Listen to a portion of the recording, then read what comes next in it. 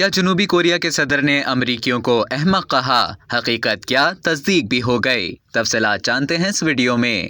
جنوبی کوریا کے صدر یون سک یول نے صدر جو بائیڈن سے ملاقات کے بعد امریکی قانون سازوں کو ہی احمق کہہ دیا۔ جو بائیڈن سے اس ملاقات کے دوران انہوں نے امریکی الیکٹرک گاڑیوں پر سبسڈی کے مسائل پر بات کی، جسے جنوبی کوریا تبدیل کروانے کا خواہش مند ہے۔ اس ملاقات کے بعد جب وہ باہر نکل رہے تھے تو اس دوران ان کی آواز ریکارڈ ہو گئی، جس میں ان کا کہنا تھا کہ جو بائیڈن کے لیے کتنی شرمندگی کی بات ہوگی اگر یہ احمق لوگ کانگریس میں اس گرانٹ کو مسترد کر دیں۔ جنوبی کوریا کے ٹیلی ویژن میں یہ فوٹیج نشر ہوئی جہاں صدر یون سک یول وزیر خارجہ پارک جن سے گفتگو کر رہے تھے۔ دوسری جانب بلومبرگ سے گفتگو کرتے ہوئے جنوبی کوریا کے ایوان صدر کے افسر نے کہا کہ صدر کا تبصرہ آفیشل نہیں ہے اور نہ ہی اس کی تصدیق ہو سکی ہے۔ اب تک کے لیے اتنا ہی۔ مزید خبروں اور نیوز اپڈیٹس کے لیے ڈیلی جنگ کے یوٹیوب چینل کو سبسکرائب کریں اور فیس بک کے پیج کو لائک کرنا نہ بھولیں۔